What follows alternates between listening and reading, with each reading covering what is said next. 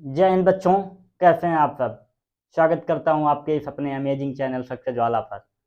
तो आज हम लोग फिर क्या बात करेंगे, आपको जैसा हमने वादा किया था कि पर डे 8 बजे आपको क्लास मिलेगी।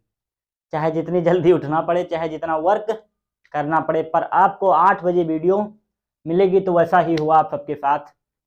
आप सबका कमेंट रहा, इसीलिए सर को भी नींद नहीं आई। आप सबके लिए जल्दी ही शुरू कर दिया गया।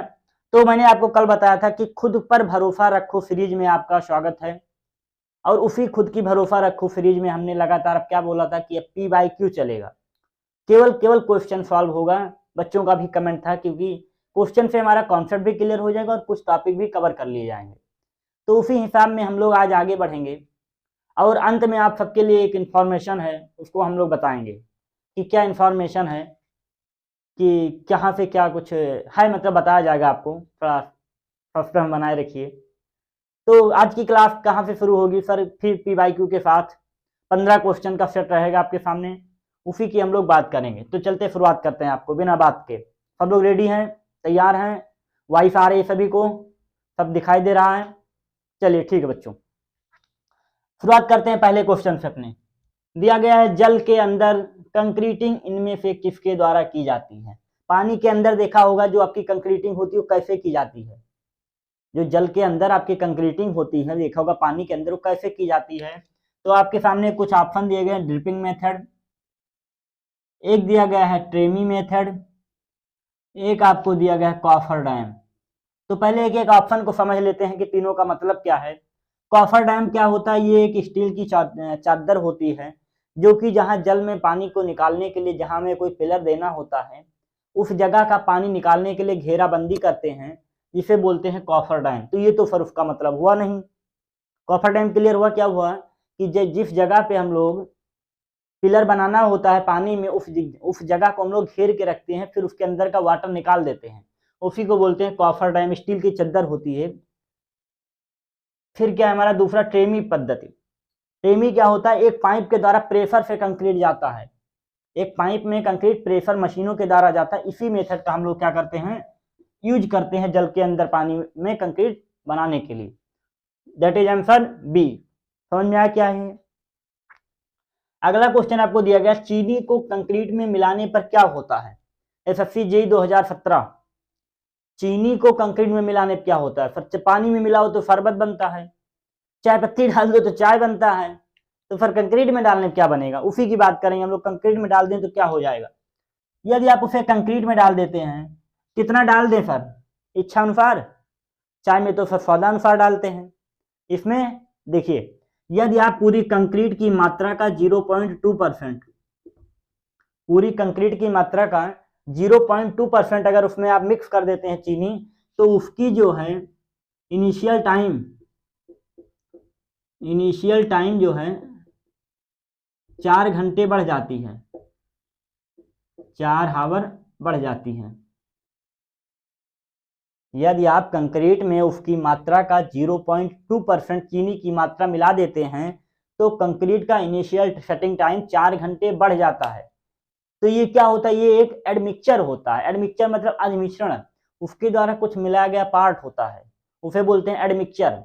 उसकी स्ट्रेंथ या कुछ भी बढ़ाने के लिए जिस मटेरियल का यूज किया जाता है उसे बोलते हैं एडमिक्सचर। तो यहाँ कितना परसेंट मिलाएंगे? ऐसा नहीं कि स्वादानुसार 4 चम्मच 5 चम्मच, कोई ज्यादा मीठा पिएगा और चम्मच।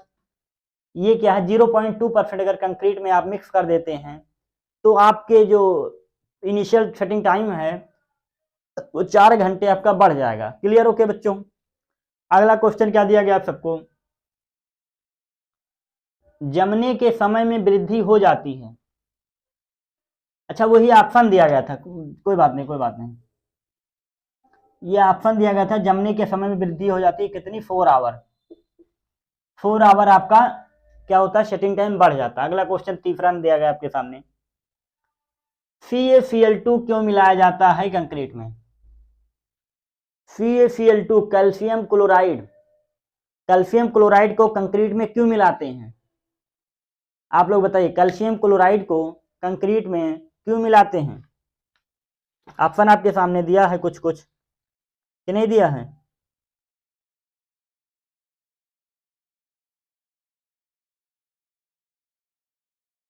देखिए क्या होता है, कैल्शियम क्लोराइड क्यों मिलाया जाता है, या तो इसकी इंक्रीज करनी होगी स्ट्रेंथ, इसकी स्ट्रेंथ को इंक्रीज करने के लिए, क्यूरिंग को कम करने के लिए, तराई को कम करने के लिए, जल्दी ये कठोर हो जाए। ये ठंडे प्रदेशों में करते हैं जहां पर तराई करना कठिन होता है, ठंडे प्रदेशों में, क्योंकि वहां पानी मिल ही जाता है उससे ठंडक के कारण, तो इस जगह पे कैल्शियम क्लोराइड मिला देते हैं जिससे जल्दी रैपिड फायर हो जाता है, रैपिड हो जाता है, रैपिड हार्ड हो जाता है। कैल्शियम क्लोराइड मिलाते हैं एक्सीलरेशन के लिए, त्वरक के लिए, ना कि रिटार्डर के लिए। नोट कर लीजिए, क्वेश्चन पूछा जाता है कि त्वरक के लिए हम किस पदार्थ का प्रयोग करते हैं, इंग्लिश वाले। एक्सीलरेटर के लिए क्या यूज किया जाता है, पूछा जाता है, तो क्या बताएंगे, कैल्शियम क्लोराइड।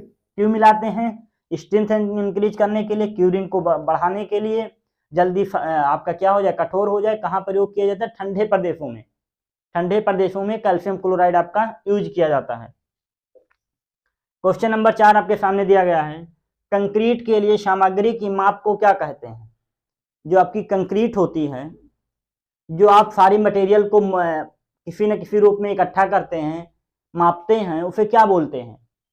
4 ऑप्शन आपके सामने दिए गए हैं, बैचिंग करना, मिक्सअप करना, मिश्रण, प्लेसिंग और क्यूरिंग। जो सामान को आप मिक्स करते हैं, सामान को इकट्ठा करते हैं, उसे क्या करते हैं, बैचिंग करना, मापना बोलते हैं, बैचिंग। ऑप्शन ए आपका सही है, बैचिंग। एसएससी जेईई 2010 का क्वेश्चन है कि कंक्रीट के लिए सामग्री की माप को क्या कहते हैं। जो आप सामग्री की माप लेते हैं उसे आप क्या बोलते हैं, बैचिंग बोलते हैं, बैचिंग। That is clear. चारों क्वेश्चन क्लियर आपके, कोई डाउट। पहले क्वेश्चन में आंसर आपका हुआ बी, ट्रेमी पद्धति। दूसरे में हुआ 0.2% से आप मिक्स करेंगे तो कितना हावर बढ़ जाएगा, 4 आवर। तीसरा क्वेश्चन है आपका CaCl2 क्यों मिलाते हैं, त्वरक के रूप में मिलाते हैं, स्ट्रेंथ को बढ़ाने के लिए मिलाते हैं। अगला आपके सामने है, कंक्रीट के लिए सामग्री की माप को क्या कहते हैं, बैचिंग बोलते हैं उसे, बैचिंग। That is clear. इतना नोट कर लीजिए, आगे चलते हैं।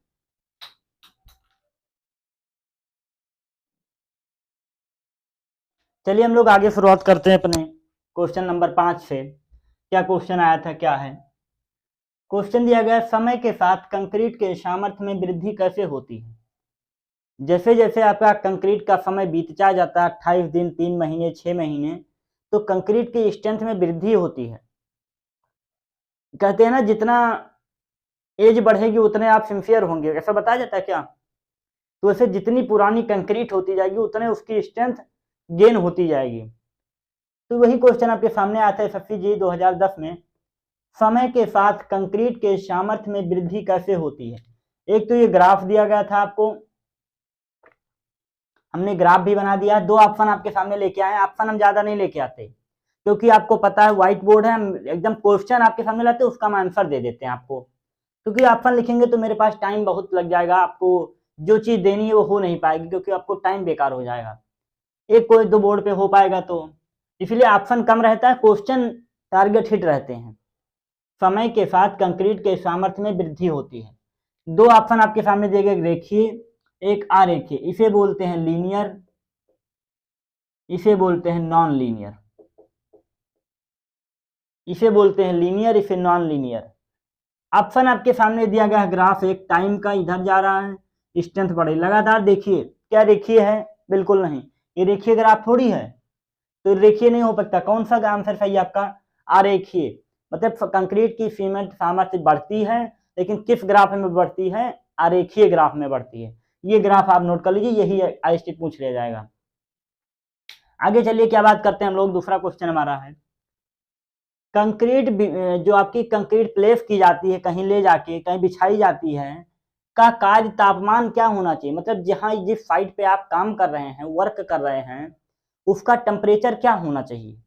कंक्रीट का टेम्परेचर क्या होना, जैसे आपका बॉडी का एब्जॉर्बेशन टेम्परेचर इतना है, ले जाके आपको -45 में कर दिया जाए तो क्या होगी, बॉडी आपकी कंपोज हो जाएगी, बॉडी आपकी सूख जाएगी। तो ऐसे ही कंक्रीट को किस टेम्परेचर पे हमें वर्क करना चाहिए, वो ऑप्शन पूछा गया है। एक ऑप्शन है 10 डिग्री सेल्सियस, दूसरा ऑप्शन है 20 डिग्री सेल्सियस, तीसरा ऑप्शन है 20 डिग्री +2 डिग्री सेल्सियस। एक रूम टेम्परेचर कितना होता है, 27 डिग्री सेल्सियस। एक रूम का टेम्परेचर 27 डिग्री सेल्सियस होता है। तो उसी के आगे ये भी वहीं से क्वेश्चन है। तो एक कंक्रीट बिछाने की जो टेम्परेचर होना चाहिए वो 27 होना चाहिए, बट 2 डिग्री सेल्सियस आगे पीछे चल जाएगा, ये होना चाहिए। लेकिन 2 क्वेश्चन क्लियर आपके? कुछ पूछना तो नहीं इसमें? कमेंट में आप पूछना होगा तो बोलते रहेंगे। तीसरा आपके सामने एक्सपेंस जोड़ बोलते हैं इसे, एक्सपेंसिव जोड़। प्रसार जोड़ लगाए जाते हैं यदि कंक्रीट की संरचनाओं की लंबाई हो। आपने देखा होगा ब्रिज बना होता है, ब्रिज पे देखा होगा बीच में आपको एक पतली स्टील की रॉड डाल देते हैं थोड़ा गैप छोड़ के, जैसे ये मान लीजिए एक रॉड है, फिर देखा होगा ऐसे ऐसे थोड़ा बना देते हैं, देखा है? नहीं देखा? तो ये क्यों होता है? कंक्रीट आपकी एक्सपैंड करती है, एक्सपैंड करती है, प्रसार होती है, इसलिए उसमें जोड़ लगाए जाते हैं। तो नॉर्मल बिल्डिंग में तो कोई जरूरत नहीं है प्रसार जोड़ की, बट जब आपकी बड़ी बिल्डिंग बनती है तो उसमें कुछ आपके एक्सपेंस जोड़ दिए जाते हैं, कुछ टाइप में दिए जाते हैं, एल टाइप में, एच टाइप में, टी टाइप में, ई टाइप में, इस प्रकार के एक्सपेंस जोड़ दिए जाते हैं। बट कितनी लंबाई होनी चाहिए दीवार की या ब्रिज की? 30 मीटर से लेकर के 45 मैक्सिमम वाला आंसर कभी भी ऑप्शन में आए तो आप लगाएंगे। देखिए इसमें 35 भी है और 45 भी है, बट आप आंसर क्या करेंगे? 45।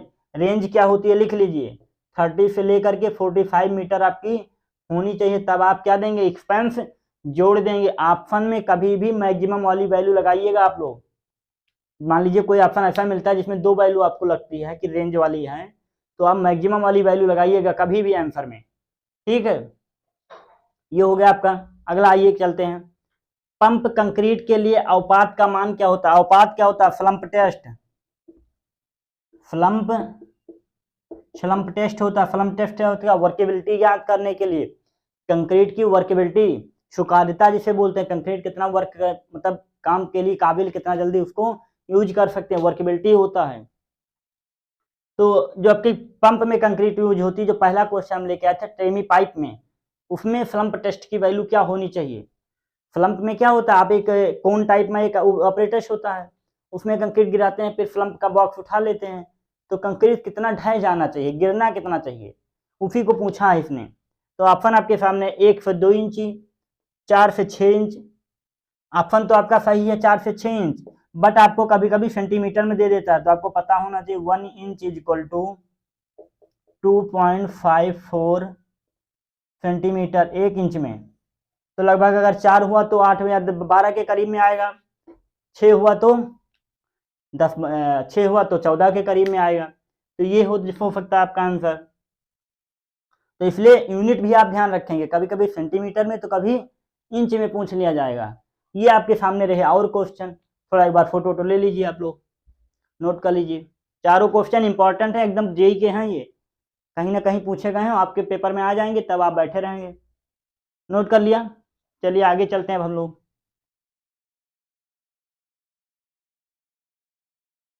चलिए आगे बात करते हैं हम लोग। 2 क्वेश्चन केवल लेके आए आपके सामने। पहला दिया गया C3A, C3F, C4AF, C2F क्या होता है ये पहले बताइए आप। ये आपके जो है बॉग कंपाउंड होते हैं, कौन से? बॉग, इसे बोलते हैं बॉग कंपाउंड। ये चारों एक ऐसे कंपाउंड होते हैं, इनका नाम क्या है? Tetra calcium aluminate, try calcium silicate, tetra ferrite होता है, एल्युमिनियम फेराइड क्या होता है? Die calcium silicate. इन सबकी मात्रा क्या होती है? 40, 30, 11, 11। कई दिन बताया, पढ़ रहे हैं सर। 40, 30, 11, 11। इनका ये हाइड्रेशन के रूप में हमने जलयोजन के रूप में लिखा है। जलयोजन का सीरीज है कि सबसे पहले इसका हाइड्रेशन, फिर इसका, फिर इसका, फिर इसका। ये आप नोट कर लीजिए, 3 बार पूछा जा चुका है, 3 बार क्वेश्चन आ चुका है। C3 क्या होता है, C4 क्या है, इसका हाइड्रेशन क्या होता है, कभी कभी इसकी एनर्जी पूछ ली जाती है, उष्मा कितनी निकलती है किससे। तो ये क्वेश्चन आपके लिए इंपॉर्टेंट है। अगला देखिए, सेटिंग टाइम के लिए पी की वैल्यू, पी क्या है? परसेंटेज ऑफ वाटर, मतलब कितना वाटर मिलाना चाहिए हमें, 0.85 पी। वैसे वैसे क्या लेते हैं? 0.34।